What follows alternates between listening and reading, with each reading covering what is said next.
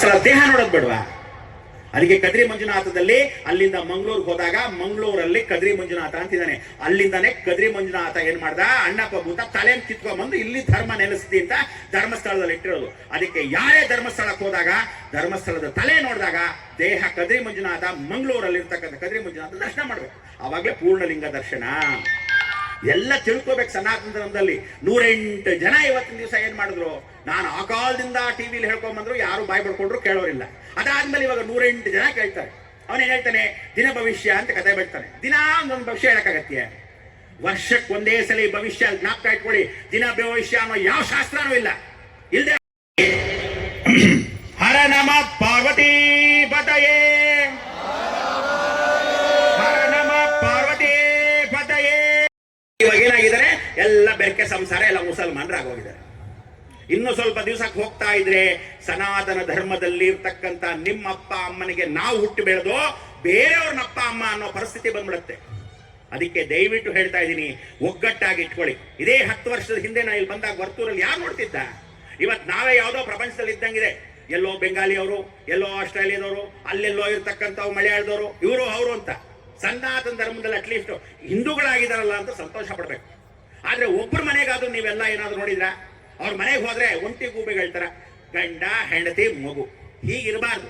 ಇನ್ಮೇಲೆ ತಿಳ್ಕೊಳ್ಳಿ, ಇಂತಿಂತ ಅಪಾರ್ಟ್ಮೆಂಟ್ಸ್. ಜೀವನದಲ್ಲಿ ಒಂದು ಸನಾತನ ಧರ್ಮ ಉಳಿಬೇಕು ಅಂದ್ರೆ ಒಂದು ಹೆಣ್ಣಿಂದ, ಒಂದು ತಾಯಿಯಿಂದ ಮನೆಯಲ್ಲಿ ಸ್ಟಾರ್ಟ್ ಆಗ್ಬೇಕು. ಎಷ್ಟೋ ಜನ ಇವತ್ತಿನ ದಿವಸ ದೇವಸ್ಥಾನದಲ್ಲಿ ಅರ್ಚಕರು ಎಷ್ಟು ಜನ ತಪ್ಪು ಮಾಡ್ತಾರೆ ಅಂದ್ರೆ, ಅರ್ಚಕರು ಎಲ್ಲರೂ ಸನಾತನ ಧರ್ಮದಲ್ಲಿ ಏನ್ ಹೇಳುತ್ತೆ, ದೇವರನ್ನ ಪೂಜೆ ಪುನಸ್ಕಾರ ಮಾಡಿ ಒಂದು ವಿಶೇಷವಾಗಿ ಸಂದರ್ಭದಲ್ಲಿ ಯಾರಾದ್ರೂ ಬಂದರೆ ಅವರಿಗೆ ಧರ್ಮವನ್ನ ಬೋಧಿಸು ಅಂತ ಹೇಳುತ್ತೆ. ಅಲ್ಲಿರ್ತಕ್ಕಂಥ ಸನಾತನ ಧರ್ಮದಲ್ಲಿ ಏನ್ ದೇವಸ್ಥಾನಕ್ಕೆ ಮಾಡಬೇಕು, ಇದು ಕ್ರಮ ಇದೆ, ಹೀಗಿರ್ಬೇಕು ಅಂತ. ಅವ್ರು ಹಾಗೆ ಮಾಡಲ್ಲ. ಬಹಳ ಜನ ಏನ್ ಮಾಡ್ತಿರ್ತಾರೆ, ಅವರ ಹೆಣ್ಣು ಮಕ್ಕಳು ಬಂದ್ರೆ ಅವ್ರನ್ನ ಹೋಗಿ ಗಿಲ್ಲೋದು, ಮಂಗಳಾರತಿ ಮಾಡಿದ್ರೆ ಕೈ ಮುಟ್ಟೋದು, ಈ ತರ ದರಿದ್ರ ಕೆಲಸ ಮಾಡ್ತಾರೆ. ನಾನೇ ನೋಡು ತ್ಯಾಗ ಸುಗುದು ಒಪ್ಪಿದ್ದೀನಿ. ಹೀಗೆಲ್ಲ ಮಾಡಬಾರ್ದು. ನೀವೇ ಹಾಗೆ ದಾರಿ ತೋರಿಸೋರು ಏನಾದ್ರು ಹೆಚ್ಚು ಕಮ್ಮಿ ಮಾಡಿದ್ರೆ ಬೇರೆಯವ್ರಿಗೆ ಹೆಂಗ್ ದಾರಿ ತೋರಿಸ್ತೀರಾ? ಮಾಡೋದೆಲ್ಲ ಅನಾಚಾರ, ಮನೆ ಮುಂದೆ ಬೃಂದಾವನ. ಇವತ್ತು ಪ್ರೈಮ್ ಮಿನಿಸ್ಟ್ರೇ ಬಂದ್ರೂನು ಅಥವಾ ಪ್ರೆಸಿಡೆಂಟೇ ಬಂದ್ರೂನು ಒಂದು ದೇವಸ್ಥಾನ ಅರ್ಚಕ ದೇವರ ಹತ್ರ ಪ್ರಾರ್ಥನೆ ಏನ್ ಮಾಡ್ಬೇಕು, ಅನ್ನೋ ಪೂಜೆ ಮಾಡ್ತಾ ಇರ್ತಕ್ಕಂಥವ್ರು ಭಗವಂತನ ಹತ್ರ ಕೇಳ್ಬೇಕು.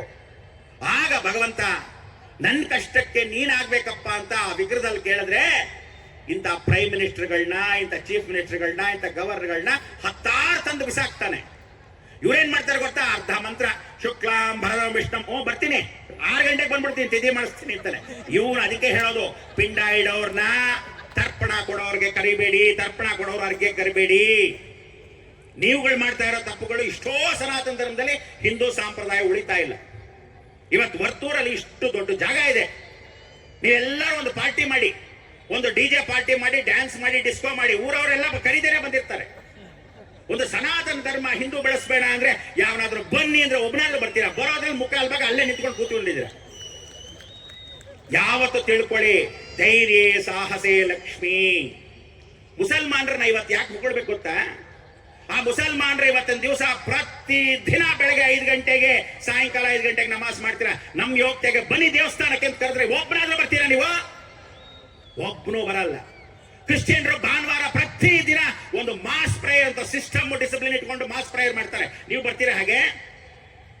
ಹಿಂದೂ ಅಂದ್ರೆ ಎಲ್ಲ ಅನ್ಕೊಂಡ್ಬಿಟ್ಟಿದ್ರೆ ಜಾತಿ ಭೇದ ಅಂತ. ಜಗತ್ತಲ್ಲಿರೋದು 2 ಜಾತಿ, ಒಂದು ಸ್ತ್ರೀ ಮತ್ತೆ ಪುರುಷ. ಅದನ್ನೇ ಪರಮೇಶ್ವರ ಜಗದಪ್ಪಿತಂ ವಂದೇ ಪಾರ್ವತಿ ಪರಮೇಶ್ವರಂ ಅಂತ ತೋರಿಸಿರೋದು. ಪ್ರತಿಯೊಬ್ರು ಮಾಡತಕ್ಕಂಥ ತಪ್ಪುಗಳು ಏನ್ ಮಾಡ್ತೀರಾ? ದೇವಸ್ಥಾನದಲ್ಲಿ ಬರ್ತೀರಾ, ಇವತ್ತು ಈ ಹೂ ಹಾಕಿದಾರೆ ನನಗೆ, ಈ ಹೂ ಎಲ್ಲಿಂದ ಬಂತು ನಿಮ್ಗೇನೋ ಗೊತ್ತಾ? ಗೊತ್ತಿಲ್ಲ. SM ಕೃಷ್ಣ ಮೊನ್ನೆ ಸತ್ತೋದಾಗ 10 ಲಾರಿ ನಿಂತಿತ್ತು. ಹೇಳಿ, 10 ಲಾರಿ. 10 ಲಾರಿನಲ್ಲಿ ಈ ಹೂಗಳೆಲ್ಲ ಎತ್ಕೊಂಡೋಗ ಅದ್ರೊಳಗೆ ಹಾಕೊಂಡ್ರು. ಇಲ್ಲಿ ಚುಂಚಕಟ್ಟೆ ಅಂತಿದೆ, ಅಲ್ಲಿ ಬನ್ನರ್ಘಟ್ಟ ರೋಡಲ್ಲಿ ಒಂದಷ್ಟಿದೆ, ಸರ್ಜಾಪುರದ ಒಂದು ಜಾಗ ಇದೆ, ಜಯನಗರದಿಂದ ಒಂದಷ್ಟು ಜಾಗ ಇದೆ, ನೆಲಮಂಗಲದ ಹತ್ರ ಒಂದು ಜಾಗ ಇದೆ. ಈ ಹೂನೆಲ್ಲ ತೆಗೆದಾಕ್ತಾರೆ. ತೆಗೆದಾಕ್ಬಿಟ್ಟು ಆ ಥರ್ಮಾಕಾಲು, ಈ ಪ್ಲಾಸ್ಟಿಕ್ ಎಲ್ಲ ಇರುತ್ತಲ್ಲ, ಈ ಹೂವಿಂದ ಅದಕ್ಕೆ ಹಾಕ್ತಾರೆ. ಹೆಣದ್ದೆಲ್ಲ ದೇವರಿಗೆ, ದೇವರದೆಲ್ಲ ಹೆಣಕ್ಕೆ. ನೀವು ಫ್ರಿಡ್ಜ್ ಅಲ್ಲಿ ಇಟ್ಬಿಟ್ಟು ಅಯ್ಯೋ ಭಗವತಿಗೆ ನಾನು ಹೂ ತಗೊಂಡ್ಬಂದು ಹಾಕ್ಬೇಕು ಅಂತಿದ್ದೀವಿ. ಅದಕ್ಕೆ ಇವತ್ತವರೆಗೂ ತಿರುಪತಿಲಾಗ್ಲಿ, ಮದುರೈ ಮೀನಾಕ್ಷಿಲಾಗ್ಲಿ, ಕೊಳ್ಳೂರು ಮೂಕಾಂಬಿಕೆಯಲ್ಲಿ ತೋಟದಲ್ಲಿರೋ ಹೂ ತಗೊಂಡ್ಬಂದು ಹಾಕ್ತಾರೆ ಹೊರತು ಯಾವ ಕಾಲಕ್ಕೂ ಫ್ರಿಡ್ಜ್ ಅಲ್ಲಿರೋದು ಬೇರೆ ಯಾವ್ದೋ ಹೂಗಳು ತಗೊಂಡ್ಬಂದು ಹಾಕಲ್ಲ. ಇವತ್ತು ಎಷ್ಟು ಜನ ಅಧರ್ಮವನ್ನ ಮಾಡ್ತಾ ಇರ್ತಕ್ಕಂಥ ಸಣ್ಣ ಸಣ್ಣ ವಿಚಾರಗಳು. ನನಗೆ ನನಗೆ ಒಂದ್ಸರಿ ಮೈಕ್ ಕೊಟ್ರೆ ನಾನು ಗಂಟೆಗಟ್ಟಲೆ ಮಾತಾಡ್ತಾ ಇರ್ತೀನಿ. ಆದ್ರೆ ಪಾಪ ಇವ್ರೇನ್ ಹೇಳಿದ್ರು, ಸ್ವಲ್ಪ ಹೊತ್ತು ಮಾತಾಡಿ ಗುರುಗಳ ಟೈಮು, ಪಾಪ 4 ಗಂಟೆಗೆ ಬಂದು ಕೂತ್ಕೊಂಡಿದ್ದಾರೆ ಅಂತ. ಕೂತ್ಕೋಬೇಕು, ನಿಮ್ಗೆ ಅದಕ್ಕಿಂತ ಏನ್ ಕೆಲಸ ಇದೆ? ಭಾನುವಾರ ಹೋಗಿ ತಿನ್ಬೇಕಾ? ಬೆಳಗ್ಗೆಲ್ಲ ತಿಂದಾಗಿದೆ. ಈಗ ಬಂದು ಸಮಾಜ ಸೇವೆ ಅಂತ ಮಾಡಿದಾಗ ಸನಾತನ ಧರ್ಮಕ್ಕೋಸ್ಕರ ಯಾರಿರ್ತಾನೋ ಅವನೇ ಹಿಂದೂ ಸಂಪ್ರದಾಯದಲ್ಲಿ ಇರೋನು. ಯಾವತ್ತು ತಿಳ್ಕೊಳ್ಳಿ, ಒಬ್ರು ಯಾರೋ ದೊಡ್ಡ ವ್ಯಕ್ತಿ 18 ವರ್ಷಗಳ ಕಾಲ ಭಗವತಿ ಏನ್ ಹೇಳ್ತಾರೆ ಗೊತ್ತಾ? ನಾ ಒಂದು ಹೇಳ್ತೀನಿ ಸೀಕ್ರೆಟ್, ಇದನ್ನ ಜ್ಞಾಪಕ ಇಟ್ಕೊಳ್ಳಿ ಜೀವನದಲ್ಲಿ. ಇದನ್ನ 4 ಜನಕ್ಕೆ ಹೇಳಿ, 40 ಜನಕ್ಕೆ ಹೇಳಿ, 5 ಲಕ್ಷ ಜನಕ್ಕೆ ಹೇಳಿ, ಹಂಗೆ ಹರಡಬೇಕು. ಏನ್ ಹೇಳಿ? ಜಗತ್ತಲ್ಲಿ 4 ಪಂಗಡ ಇದೆ. ಏನ ಪಂಗಡ?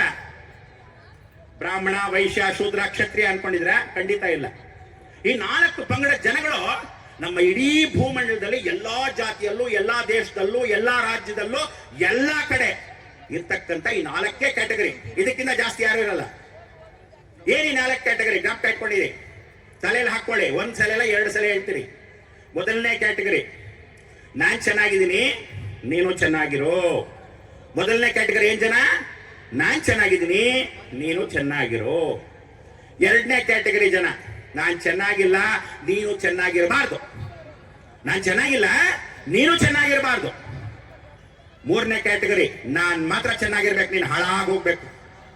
ನಾನ್ ಮಾತ್ರ ಚೆನ್ನಾಗಿರ್ಬೇಕು, ನೀನ್ ಹಾಳಾಗಿ ಹೋಗ್ಬೇಕು. ಆದ್ರೆ ಕೊನೆ ಪಂಗಡ ಇದೆಯಲ್ಲ, ಅದು ತಾಯಿ ಜಗನ್ಮಾತೆ ಬಿಟ್ರೆ ನಮ್ಮ ಸ್ವಂತ ಹುಟ್ಟಿಸಿದ ತಾಯಿಂದ್ರಿಗೂ ಮಾತ್ರ ಸಾಧ್ಯ. ಏನ ಪಂಗಡ? ಇಡೀ ಜಗತ್ತಲ್ಲಿ ಆ ಇಬ್ಬರು ನೆನ್ಸ್ಕೋಬೇಕು. ಜಗನ್ಮಾತೆ ಒಬ್ಳು, ಎರಡನೇ ನಮ್ಮ ಹುಟ್ಟಿಸಿರೋ ತಾಯಿ. ಆ ಋಣ ತೀರ್ಸಕ್ಕಾಗಲ್ಲ. ಅವಳು ಹೇಳ್ತಾಳೆ, ನಾನ್ ಚೆನ್ನಾಗಿಲ್ದಿದ್ರು ಪರವಾಗಿಲ್ಲ ನೀನ್ ಚೆನ್ನಾಗಿರು, ನಾನ್ ಚೆನ್ನಾಗಿಲ್ದಿದ್ರು ಪರವಾಗಿಲ್ಲ ನೀನ್ ಚೆನ್ನಾಗಿರು. ಅದಕ್ಕೆ ಇಂಥ ಒಂದು ದೇಶಕ್ಕೆ ನಮಗೆ ಒಂದು ಉತ್ತಮವಾದ ಪ್ರಧಾನಮಂತ್ರಿ ಬಂದಿದ್ದಾರೆ, ನರೇಂದ್ರ ಮೋದಿ ಅವರು. ರಾಷ್ಟ್ರ ದೇಶಕ್ಕೋಸ್ಕರ ಇಡೀ ಜಗತ್ತಿನ ಎಚ್ಚರಿಕೆಯಿಂದ ನಿಂತ್ಕೊಂಡು ಒಬ್ಬ ಮನುಷ್ಯ ಎಲ್ಲವನ್ನು ತ್ಯಾಗ ಮಾಡ್ತಾ ಇದ್ದಾರೆ. ಅಂತ ವ್ಯಕ್ತಿ ಇದ್ದಾಗ ಅವ್ರ ಜೊತೆ ಒಂದು 4,000 ಜನ ಎಲ್ಲರೂ ಇಂಥ ಒಂದು ಯೋಗಗಳೆಲ್ಲ ಇಟ್ಕೊಂಡಾಗ ಒಗ್ಗಟ್ಟಾಗಿರಕ್ಕೆ ಏನ್ ನಿಮಗೆ? ಇದಕ್ಕೆ ಹಿಂದೂ ಧರ್ಮ ಬೆಳೀತಾ ಇಲ್ಲ. ನಮ್ಮಲ್ಲಿ ನಮಗೆ ಹೊಟ್ಟೆ ಕಿಚ್ಚು. ಅವ್ನ್ ಮೇಲ್ ಬರ್ತಾ ಇದ್ದಾನ, ಯಾವಾಗ ಕಾಲ್ ತುಳಿತೀವಿ, ಇವನ್ ಯಾವಾಗ ಮೇಲ್ ಬರ್ತಾನ, ತುಳಿದು ಬಿಸಾಕು. ಇವನಿಗಾದ್ರೆ ಹೊಟ್ಟೆ ಕಿಚ್ಚು. ಬರೀದೇ ಆಗೋಗಿದೆ. ಸಾಲದಕ್ಕೆ ನಡುವೆ ಏನಾಗಿದೆ? ಆ ಕಾಲದಲ್ಲಿ ವೀರಬ್ರಹ್ಮ ಹೇಳಿದ್ರು, ಮನುಷ್ಯ ಮನುಷ್ಯನ ಶತ್ರು, ಜಾತಿ ಜಾತಿ ಶತ್ರು ಅಂತ. ಈ ಕಾಲದಲ್ಲಿ ಎಲ್ಲಾನು ಆಸ್ತಿ ಪಾಸ್ತಿಗೋಸ್ಕರ ಎಲ್ಲರೂ ಶತ್ರುಗಳೇ. ಎಷ್ಟು ತಿಂತೀರಾ? ನನ್ ಮಗನ್ಗಿರ್ಲಿ, ನನ್ ಮಕ್ಕಳಿರ್ಲಿ, ಮೊಮ್ಮಕ್ಕಳಿಗಿರ್ಲಿ, ಇದೇ ಸೆಪ್ಟೆಂಬರ್, ಅಕ್ಟೋಬರ್, ನವೆಂಬರ್ ಅಷ್ಟೊತ್ತಿಗೆ ಮತ್ತೆ ಇನ್ನಷ್ಟು ದುಡ್ಡು ಹೊಟ್ಟೋಗುತ್ತೆ. ಗಮನ ಇಟ್ಕೊಳ್ಳಿ. ಮಹಾವಿಷ್ಣು ಆಲ್ರೆಡಿ ಕಲ್ಕಿ ಅವತಾರ ಹುಟ್ಟುಬಿಟ್ಟಿದ್ದಾನೆ. ಎಲ್ಲಿ ಹುಟ್ಟಿದ್ದಾನೆ? ಇದೇ ಭುವನೇಶ್ವರಿಂದ 67 ಕಿಲೋಮೀಟರ್ದಲ್ಲಿ ಜಗನ್ಮಾತೆ ಸಾಕ್ಷಿಯಾಗಿ ಹೇಳ್ತಾ ಇದ್ದೀನಿ. ಸಾಕ್ಷಾತ್ ಮಹಾಲಕ್ಷ್ಮಿ ಆದಿಶಕ್ತಿ ರೂಪದಲ್ಲಿ ಈಗ 17 ವಯಸ್ಸು ಅವಳಿಗೆ ಆಲ್ರೆಡಿ ಮಹಾಲಕ್ಷ್ಮಿ ಹುಟ್ಟಿದಾಳೆ. ಇದೇ ಒರಿಸ್ಸಾಯಿಂದ 40 ಕಿಲೋಮೀಟರ್ದಲ್ಲಿ ಕಪಿಲಾಶ್ರಮ ಇದೆ. ಅವರಿಗೆ ಆಲ್ರೆಡಿ ಮಹಾವಿಷ್ಣುಗೆ ಅನಂತ ಪದ್ಮನಾಭನಾಗಿರ್ತಕ್ಕಂಥ ಅವನಿಗೆ ಅನಂತ ವಾಸುದೇವ ಅಂತ ಅವನ ಹೆಸರು. ಈಗ ಅವನಿಗೆ 18 ವಯಸ್ಸು. ಕಾಲೇಜ್ಗೆ ಹೋಗ್ತಾ ಇದ್ದಾನೆ. ಮಹಾವಿಷ್ಣು ಕಲಿಯ ಅವತಾರದಲ್ಲಿ. ಯಾರಿಗೂ ಗೊತ್ತಲ್ಲ ಇವನೇ ವಿಷ್ಣು ಅಂತ ನಮಗೆ ಗೊತ್ತಾಗ್ತಾ ಇಲ್ಲ. ಯಾವಾಗ ಗೊತ್ತಾಗತ್ತೆ? 2032 ಅಷ್ಟೊತ್ತಿಗೆ ಗೊತ್ತಾಗತ್ತೆ. ಯಾಕೆಂದ್ರೆ ಇದೆಲ್ಲ ಸನಾತನ ಧರ್ಮದಲ್ಲಿ ಬೇರೆ ಊರಿನವ್ರು ಬಂದು, ಅಮೆರಿಕಾಯಿಂದ ಇವತ್ತು ಇಸ್ಕಾನ್ ಅಲ್ಲಿ ಸೇರಿದವರು ಯಾರಾದ್ರೂ ಬಂದು ಕೇಳಿ, ಅವಳು ಸ್ಟೆಲ್ಲಾ ಅಂತ ಇಟ್ಕೊಂಡವಳು ಇಲ್ಲಿ ಬಂದ ತಕ್ಷಣ ನಾನು ಗೌರಿ ಅಂತ ಹೆಸರಿಟ್ಕೊಂತಾಳೆ. ನಿಮ್ ಮಕ್ಕಳ ಹೆಸರೇನಮ್ಮ ಅಂದ್ರೆ ರಾಮ, ಕೃಷ್ಣ ಅಂತ ಹೇಳ್ತಾಳೆ. ನೀವುಗಳು ಇಂಕಿ ಪಿಂಕಿ ಡಾಂಕಿ ಅನ್ಕೊಂಡು ಮಮ್ಮಿ ಚಮ್ಮಿ ಅನ್ಕೊಂಡಿರ್ತೀರ. ಏನ್ ಹೆಸರುಗಳಿದೆಲ್ಲ? ಇದೆಲ್ಲ ಸನಾತನ ಧರ್ಮದ. ಶ್ರೀಲಂಕಾಗ ಹೋಗಿ ನೋಡಿ, ಒಳ್ಳೆ ಹೆಸರುಗಳು, ಕ್ರಿಕೆಟ್ ಪ್ಲೇಯರ್ಗಳ ಹೆಸರುಗಳು ಹೆಂಗಿದೆ. ಅರ್ಜುನ